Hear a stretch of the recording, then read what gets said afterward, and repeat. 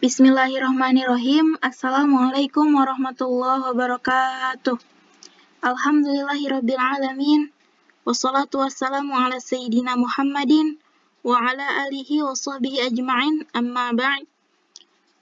Perkenalkan, nama saya Alia Trihapsari dari Program Studi Komunikasi dan Penyiaran Islam Universitas Ibnu Khaldun Bogor. Kali ini saya akan sedikit menyampaikan rangkuman mengenai pelajaran Ulumul Quran dengan dosen pembimbing yaitu Dr. Haji Ahmad Alim MA.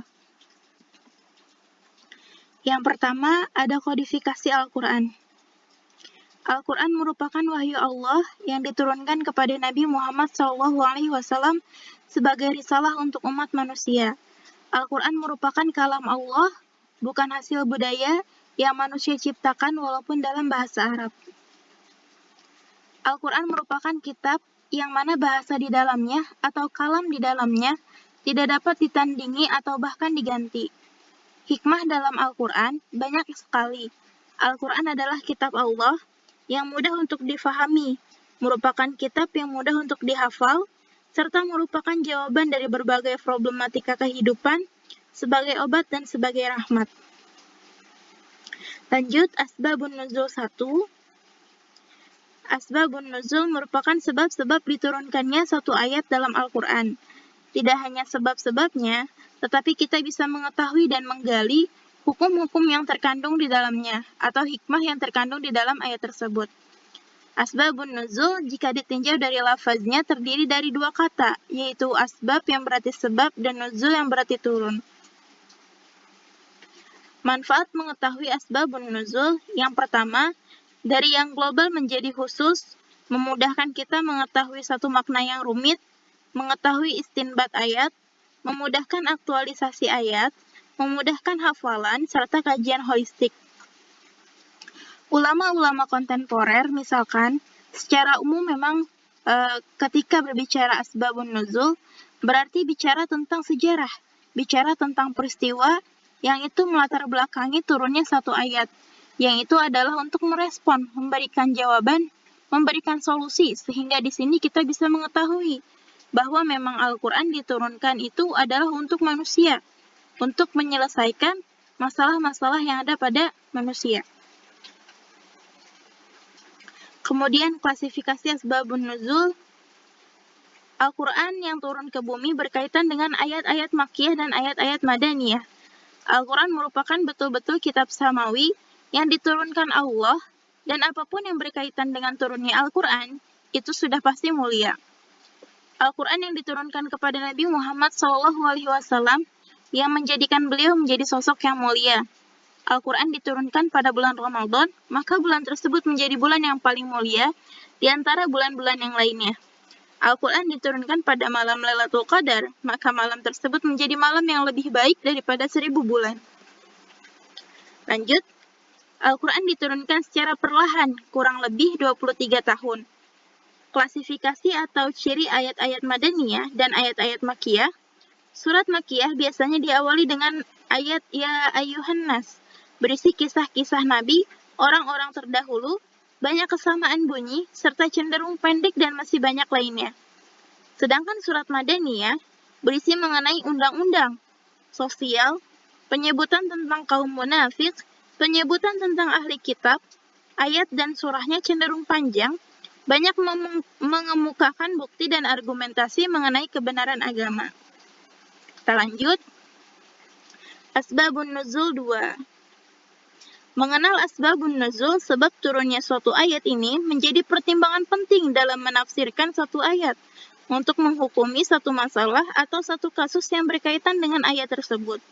Manfaat asbabun nuzul juga mampu memudahkan dalam hafalan, memudahkan pemahaman terhadap kandungan Al-Quran, mengetahui hikmah yang terkandung dalam Al-Quran. Kemudian hikmah pengulangan ayat dalam Al-Quran. Pengulangan ayat dalam Al-Quran, pengulangan terjadi biasanya dalam satu kalimat, contohnya dalam surat Al-Mu'minun ayat 35, contoh lain dua kata dalam ayat yang berbeda seperti dalam surat Al-Insan ayat 15 dan 16. Pengulangan tidak hanya dalam bentuk kata, tetapi juga dalam satu kalimat atau jumlah kalimat biasa berulang atau bersanding pada akhir atau muka ayat. Terkadang pengulangan diulang berkali-kali seperti surat Al-Mursalat atau seperti surat Ar-Rahman. Ada pengulangan makna seperti makna surga atau makna neraka dalam beberapa ayat, walau tanpa pengulangan lafaz. Tujuan pengulangan agar menetap atau bersemayam, agar dapat mengambil pelajaran, supaya membuat manusia menjadi semakin yakin untuk memperbaharui ingatan agar manusia tidak lupa. Kemudian mengajak manusia agar tidak meremehkan, cenderung mengagungkan terhadap ayat-ayat Al-Quran. Struktur bahasa dalam Al-Quran. Bahasa yang terdapat dalam Al-Quran merupakan bahasa Arab. Bahasa Arab merupakan bahasa wahyu yang memiliki keunikan dan keistimewaan tertentu. Bahasa Arab ini penting untuk dipelajari karena memang bahasa Al-Quran, bahasa yang paling fasih secara lisan, dan bahasa yang paling komprehensif, holistik secara makna, juga holistik secara tekstual maupun kontekstualnya. Memiliki keunikan, kesejarahan tersendiri. Bahasa Arab ini adalah bahasa yang Allah pilih untuk menjadi bahasa kitab sucinya, yaitu Kitabullah, Al-Quranul Karim, Kalamullah. Sudah jelas bahwa Al-Quran diturunkan menggunakan bahasa Arab atau dalam bentuk bahasa Arab seperti firman Allah atau dalil-dalil berikut ini. Quran Surat Al-Ahqaf ayat 12, Quran Surat An-Nahl ayat 103, Quran Surat Ar-Ra'd ayat 37, Quran Surat Asy-Syura ayat 195, Quran Surat Az-Zukhruf ayat 3, serta Quran Surat Az-Zumar ayat 28. Contoh dalam ungkapan bahasa Arab sesuai dengan klasifikasinya. Dalam Al-Quran ada ayat yang sifatnya khobar, ada ayat yang sifatnya insya. Khobar adalah ayat-ayat yang bercerita mengenai kabar seperti surga dan neraka, tentang kebiasaan manusia dan lain sebagainya. Insya adalah kalam yang berupa perintah dan larangan, sama halnya seperti perintah dan menunaikan zakat, sholat, puasa, haji, berkurban, dan lain sebagainya, serta larangan seperti jangan dekati zina atau janganlah kamu saling membunuh di antara kamu sekalian dan masih banyak lainnya. Mengenal studi relevansi Al-Quran.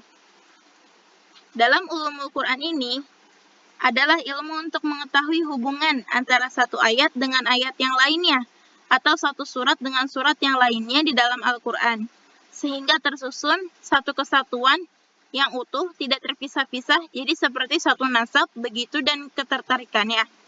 Ada hubungannya, menjadi kalimat yang nantinya dapat membuahkan banyak hukum dan juga banyak hikmah. Imam Izzuddin Abdussalam mensyaratkan orang yang berhak untuk mengkolerasikan antara ayat dengan ayat, surat dengan surat, adalah memang harus didukung dengan ilmu yang berdasarkan ilmu, bukan berdasarkan prasangka.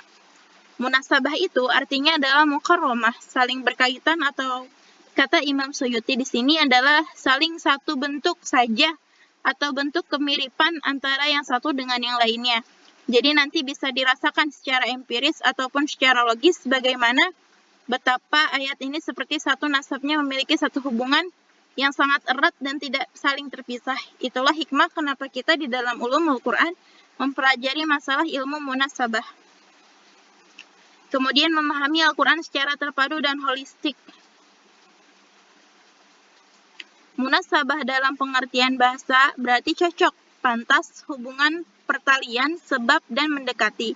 Sedangkan dalam hazanah ilmu Al-Quran, istilah munasabah digunakan untuk mengungkap segi-segi hubungan antar satu ayat dengan ayat yang lainnya, dan satu surat dengan surat yang lainnya secara rasional, intuitif, indrawi, imajinatif, atau ketergantungan mentalistik maupun ketertarikan eksternal. Kata munasabah secara etimologi menurut Imam As-Suyuti berarti al-musyakkalah, keserupaan, dan al-muraqabah, muqarrabah, kedekatan. Az-Zarkasi memberikan contoh sebagai berikut. Fulan yunassabi fulan, berarti si A mempunyai hubungan dekat dengan si B dan menyerupainya.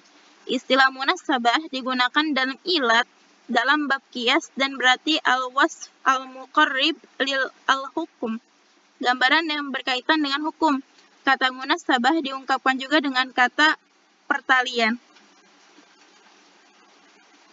Lanjut permisalan dan klasifikasi dalam Al-Quran. Secara etimologi, kata amsal adalah bentuk jama dari matsal, misal, dan matsil adalah sama dengan syabah, syib, dan syayib, baik lafaz maupun maknanya. Sedangkan pengertian amsal secara terminologi adalah beberapa definisi yang dikemukakan oleh para ulama. Mitslu dalam ilmu adab adalah ucapan yang disebutkan untuk menggambarkan ungkapan lain yang dimaksudkan untuk menyamakan atau menyerupakan keadaan sesuatu yang diceritakan dengan keadaan sesuatu yang dituju. Ada beberapa macam amsal. Yang pertama ada amsal musyarrahah. Ialah matsal yang di dalamnya dijelaskan dengan lafaz matsal atau sesuatu yang menunjukkan sabih. Hal seperti ini banyak dalam Al-Quran, seperti dalam Quran surat Al-Baqarah ayat 17-20. Amsal kaminah, yaitu matsal yang di dalamnya tidak disebutkan dengan jelas lafaz tamsil, permisalan, tetapi ia menunjukkan makna-makna yang indah, menarik, dalam kepadatan redaksinya dan mempunyai pengaruh tersendiri bila dipindahkan kepada yang serupa dengannya. Contohnya, Al-Quran surat Al-Baqarah ayat 86. Kemudian, ada al-amsal al-mursalah, yaitu kalimat-kalimat yang bebas, yang tidak menggunakan lafaz sabih secara jelas, tetapi kalimat-kalimat tersebut berlaku sebagai sabih. Contohnya Quran surat Yusuf ayat 51. Kemudian apa saja faedahnya amsal? 1. Menonjolkan sesuatu yang hanya dapat dijangkau dengan akal menjadi bentuk konkret yang dapat dirasakan atau difahami oleh indera manusia. Amsal lebih berpengaruh pada jiwa, lebih efektif dalam memberikan nasihat, lebih kuat dalam memberikan peringatan, dan lebih dapat memuaskan hati. Allah Subhanahu wa Ta'ala banyak menyebutkan amsal di dalam Al-Quran sebagai peringatan dan pelajaran, memotivasi orang untuk mengikuti dan mencontoh seperti apa yang digambarkan dalam amsal. Kemudian izaz Al-Quran. Mukjizat berasal dari bahasa Arab al-jaza yujizu izazan wa mukzizatan. Lafal mukzizat diambil dari isi masdar. Secara harfiah, lafaz ini berarti lemah, tidak mampu, tidak berdaya, tidak sanggup, dan tidak kuasa. Akan tetapi kata mukzizat diartikan dengan al-ajib, yaitu bahwa sesuatu yang ajaib dan menakjubkan. Kemudian macam-macam mukjizat. 1. Ada mukjizat hissi. Contohnya seperti mukjizat hissi ini adalah bisa dirasakan atau dilihat dengan panca indera. Contohnya ketika Nabi Musa melemparkan tongkatnya yang berubah menjadi ular. Kemudian ada mukjizat akliyah. Mukjizat ini dapat diketahui dan difahami dengan kecerdasan akal manusia. Contohnya seperti Al-Quran. Kemudian Imam Al-Qadi mengemukakan aspek kemukjizatan Al-Quran, yaitu 1. Bentuk susunan yang menakjubkan, uslubnya yang asing, metode susunan dan pemotongan kalimatnya berbeda dengan yang biasanya digunakan oleh masyarakat Arab pada umumnya, yang kemudian isinya mencakup hal-hal gaib yang sudah terjadi dan yang belum terjadi, kemudian benar-benar terjadi seperti apa yang diberitakan dalam Al-Quran. Kemudian berita tentang umat terdahulu dan syariat yang telah berlaku dan hanya bisa diketahui oleh sebagian dari Yahudi, tetapi Rasulullah SAW mampu menceritakan sesuai dengan keadaannya, padahal beliau adalah ummi dan tidak bisa menyaksikan dengan kedua mata beliau peristiwa tersebut. Mungkin ini saja yang dapat disampaikan. Kurang lebihnya mohon maaf. Wabillahi taufiq wal hidayah. Wassalamualaikum warahmatullahi wabarakatuh.